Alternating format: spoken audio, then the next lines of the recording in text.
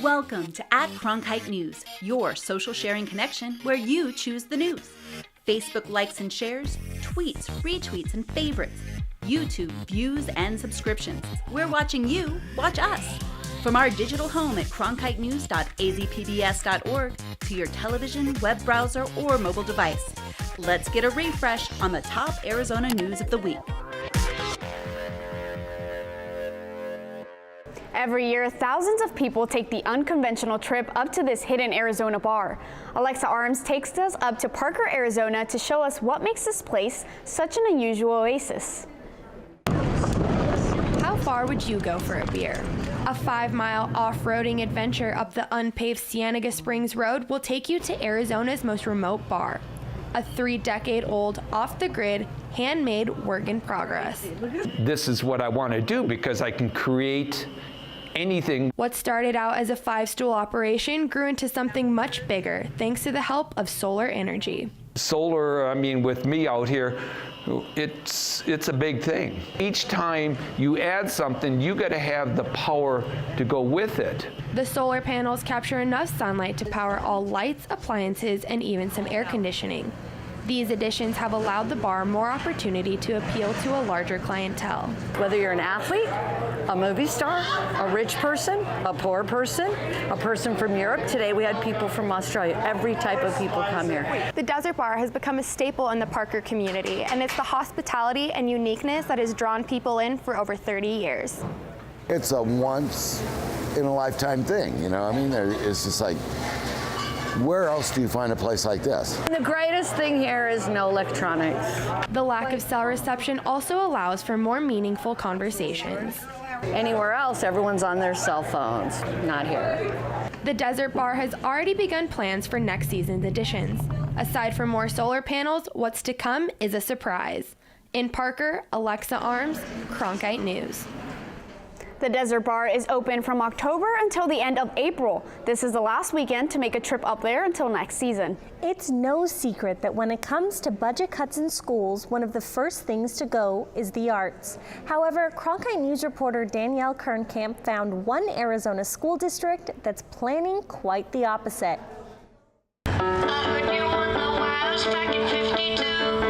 We're not cutting the arts. We are not only not cutting it, we're making it even bigger. Madison School District broke ground today on their new arts center near 16th Street in Missouri. Dr. Quinn Kellis, superintendent of the district, says the district is expanding its programs because art plays a vital role in a young student's life. We're definitely all about reading and writing and arithmetic, but students also need to have that other part of their lives, which is the arts. Something that gives happiness or feelings to somebody. I feel like it's my talent. The Madison Center for the Arts will contain an art gallery, a performance stage, and a back end that allows the students to learn about the engineering of theater. About dancing, I like to perform on stage, and for singing, I also like performing on stage. Help students do better in math and English and some of the other core subjects. So we're all in when it comes to the arts.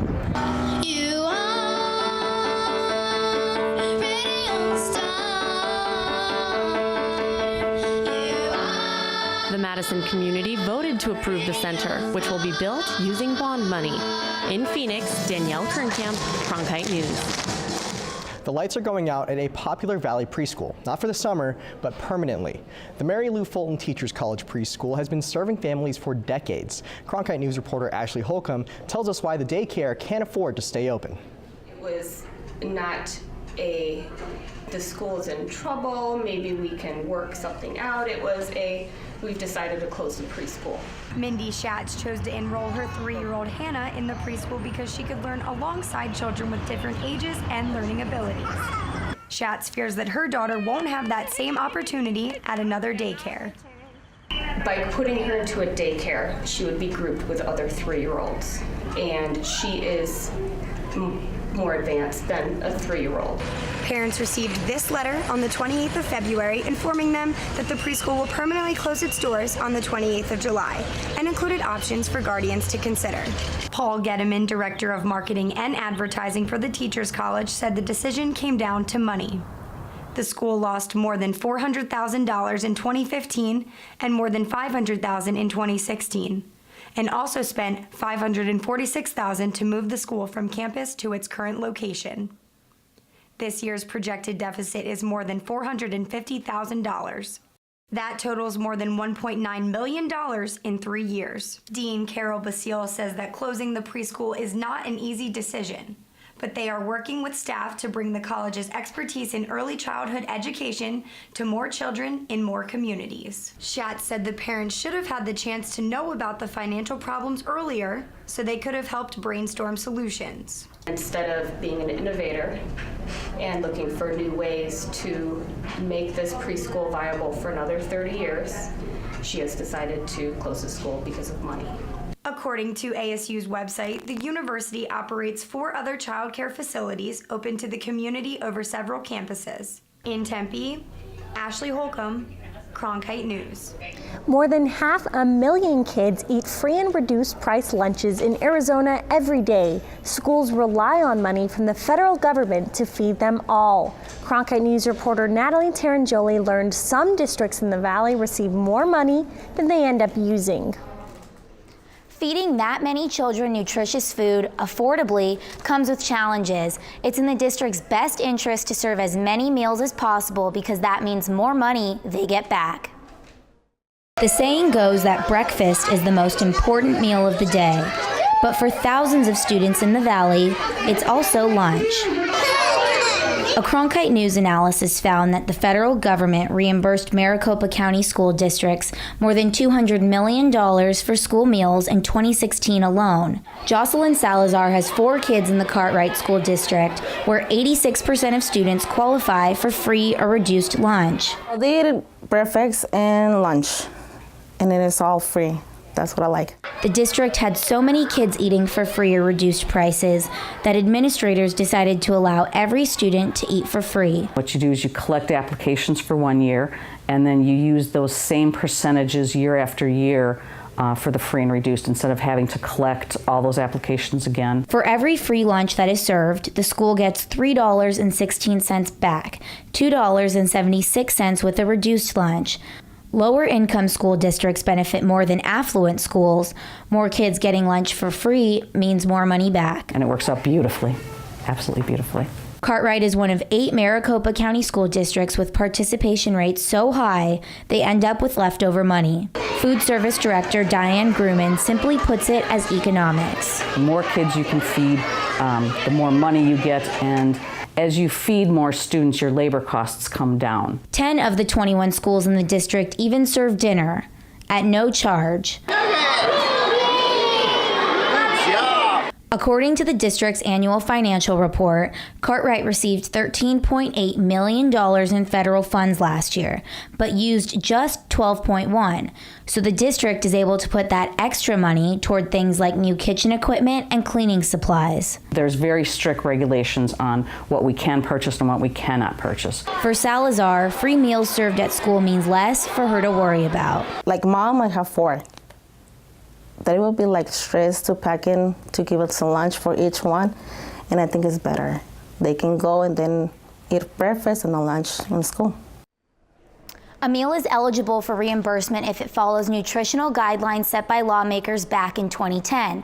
The Healthy Free Hunger Kids Act created a level playing field for all children, no matter what school they attend, to have access to healthy food. With the investigative team, Natalie Tarangoli, Cronkite News. The new Netflix show 13 Reasons Why is as popular as it is controversial due to the topic of suicide. The show has a younger audience, and some experts say it could pose health risks for certain people, such as those who have suicidal thoughts. A national suicide prevention group ranks Arizona 13th in the country for the number of suicides. On average, 1 person in Arizona commits suicide every 7 hours, according to one report.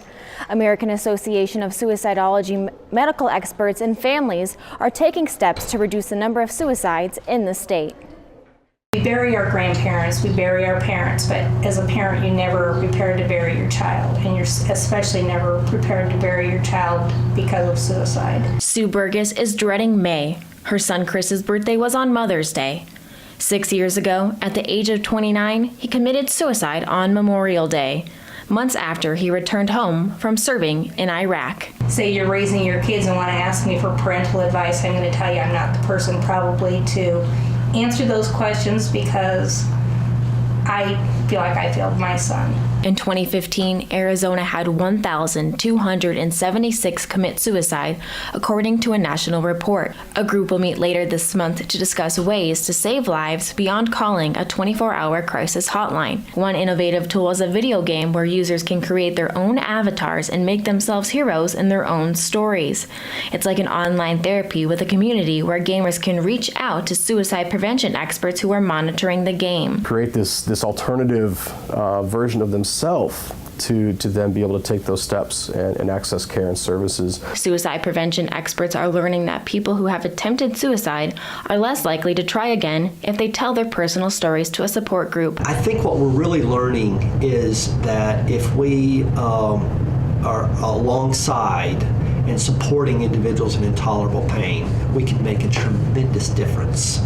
Burgess says she hopes people can get a better understanding of how to prevent suicide so no other family experiences regret. She still celebrates her son's life. We still like to go to Dos Gringos on his birthday and we put a beer, a Bud Light, and a Jaeger shot in the center of the table, and we have that picture that is right there always goes with us, and it sits in the center of the table, and everybody just kind of hangs out and they tell Chris stories. Burgess encourages education community leaders to keep an eye on young people because suicide is a leading cause of death, people 15 to 34 years old. American Association of Suicidology will meet April 28th in Phoenix. If you or someone could be posing a threat to themselves, contact these Arizona resources. Alternative Behavioral Services, Arizona Teen Crisis Solutions, toll-free statewide, and the Suicide Hotline in Spanish. In the Broadcast Center, Morgan Wheeler, Cronkite News.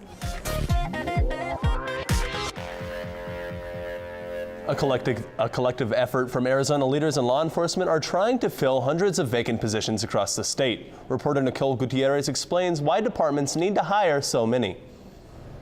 The Department of Public Safety, the Maricopa County Sheriff's Office, and the Phoenix Police Department are just a few of the agencies that need to fill their vacant positions. Now they're asking the community for help.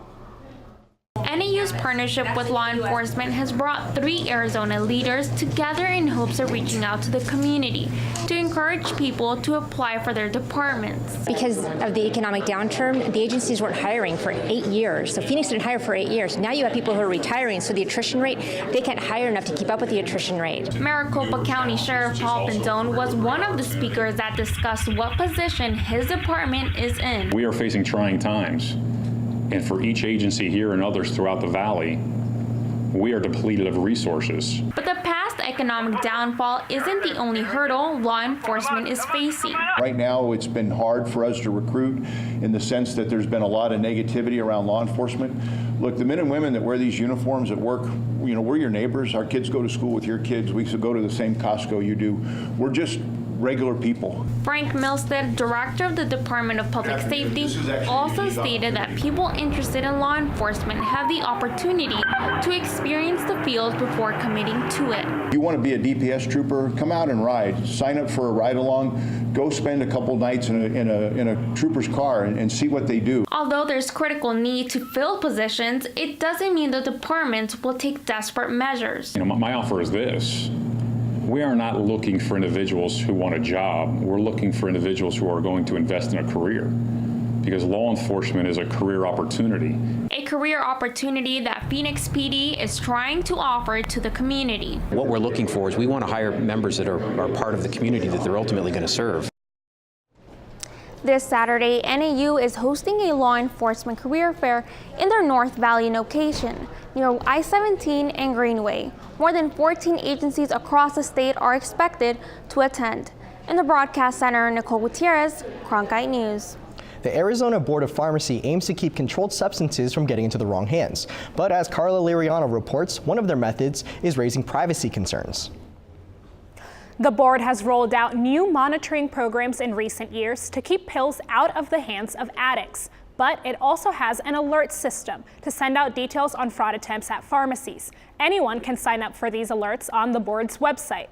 Teresa Sickler owns and runs Melrose Pharmacy in Phoenix. She uses the State Pharmacy Board's Controlled Substance Prescription Monitoring Program to curb prescription fraud. When a patient comes into the pharmacy, especially somebody we haven't seen before, we'll check their history. So we'll be able to see if they've gone to other pharmacies, if they're, like how recent was the last controlled substance prescription they got. She says using the database is an important part of her job. However, she doesn't like what comes next. The alerts can include full names, addresses, phone numbers, and physical descriptions of those suspected of prescription fraud. There is no regulatory process around a fraud alert. It is just it's a communication tool that we use, and a pharmacist has to use their judgment call to utilize that information we send to them. That's all it is, really. While that brings up privacy concerns, the board says it's an essential part of the system. We do have to have identifiable marks. So if there's a Miss Jones going around or Mr. Jones going around passing fraudulent prescriptions, there's a lot of Mr. Joneses out there. So if we can't connect the dots and we can't identify that that's the person, then the fraud alert won't serve any purpose. They even used to have social security numbers, but the pharmacy board removed those last fall after an interview for Cronkite News investigation into opioid abuse in the state. A lot of times these fraud alerts come through and then they go out without proper vetting. It came to our attention that this was an issue, and as soon as we were notified of it, we took action and took out that information. Stickler's afraid that detailing those incidents will result in more prescription fraud attempts. It definitely does make me nervous knowing that other people can look into the system. Some of that information should not be out in the public. And what would convince her to start using the fraud alert system? I would definitely take patient-sensitive data out of it, or be specific on who can sign up. For more information on fighting fraud at the pharmacy and opioid abuse in Arizona, check out our full investigation at hookedrx.com. In the broadcast center, Carla Liriano, Cronkite News. Governor Doug Ducey signed a new law to help prosecute sex traffickers. But according to data and experts from the Office of Sex Trafficking Intervention Research at Arizona State University, many trafficking victims never press charges, leaving traffickers on the streets. But that isn't the only hurdle when tackling sex trafficking, as investigative reporter Megan Finnerty found out. Exiting sex trafficking and finding a new normal is not easy for victims, and Cronkite News found providing support or justice for the victims is not any easier. The new research looked at 159 cases in Las Vegas, but sex trafficking is a national issue.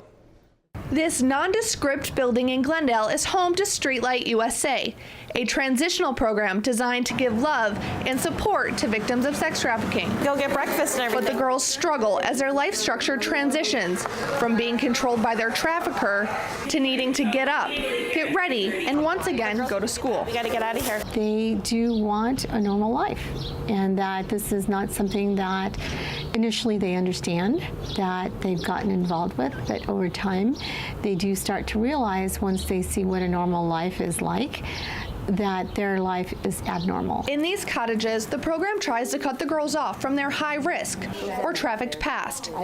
Kaylin graduated the program after trying 11 other places, but at Streetlight, her transition stuck. Really invite you in and make you feel like you should stay and like you should work on yourself and better your life. Girls have been here ranging from days to years, but according to the CEO, problems outside of the fence in licensing and identification processes, they can't provide the girls all the support they need here. There's huge gaps in the system as to why it's not working. Most of the kids that we know that are trafficked, it's not on their record, because unless a child's been criminalized, then how does the system recognize them? Streetlight needs state approval for medical attention and separate approval for therapy.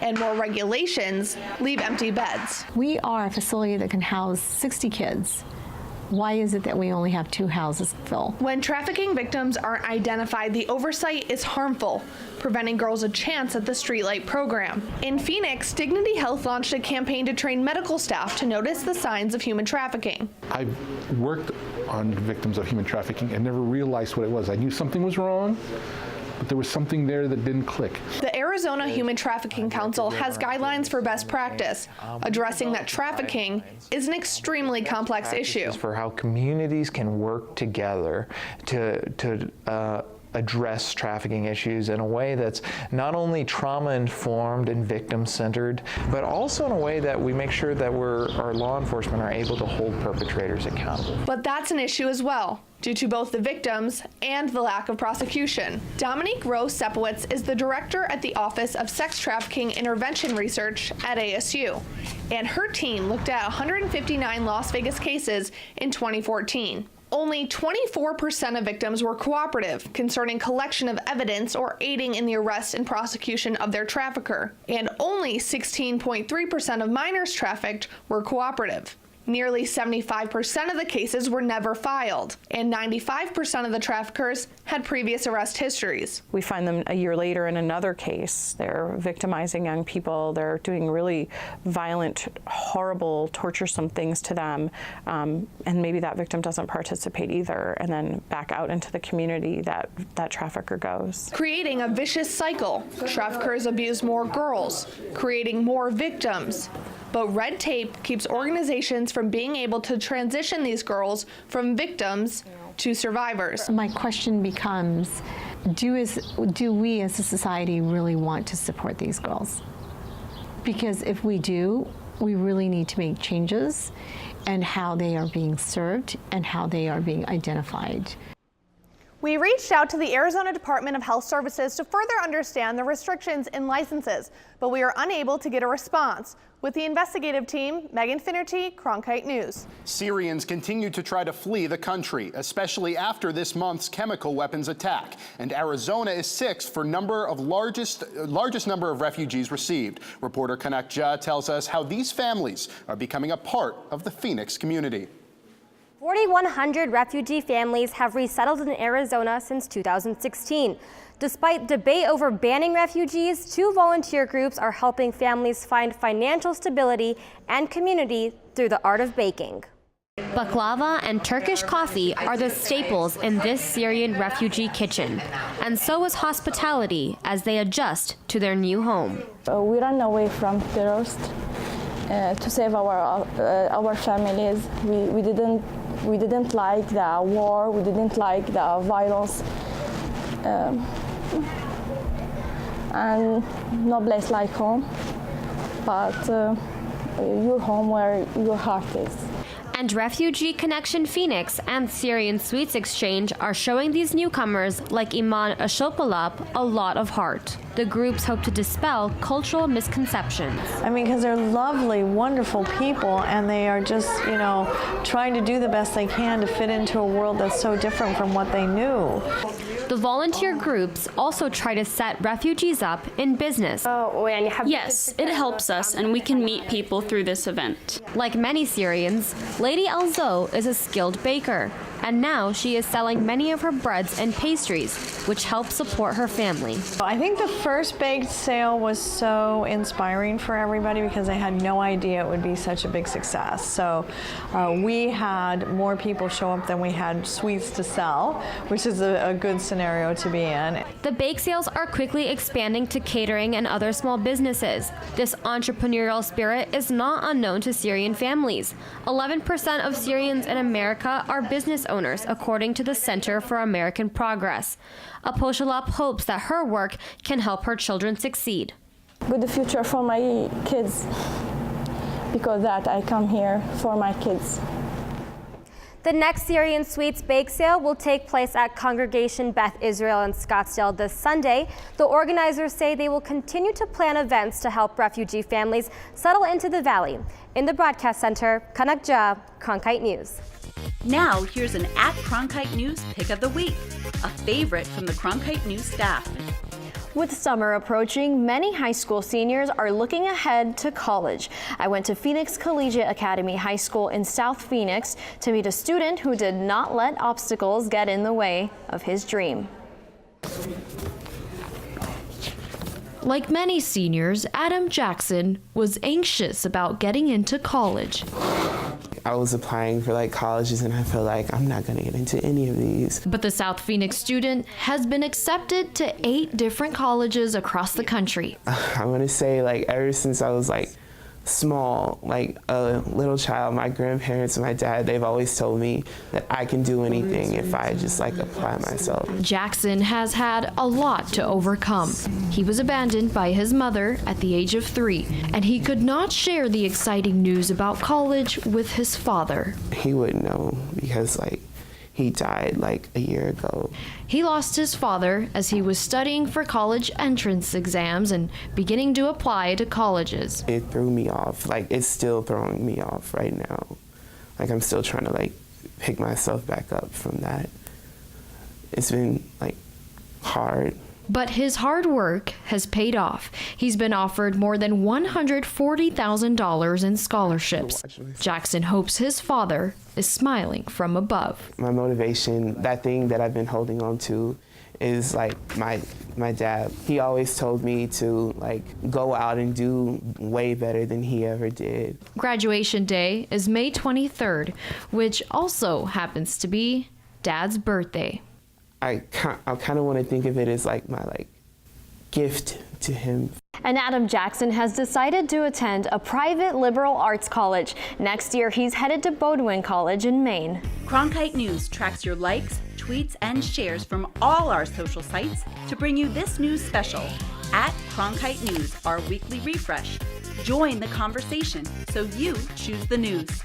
Like us on Facebook, follow us on Twitter, subscribe to us on YouTube, and log on to cronkitenews.azpbs.org for top Arizona stories anytime.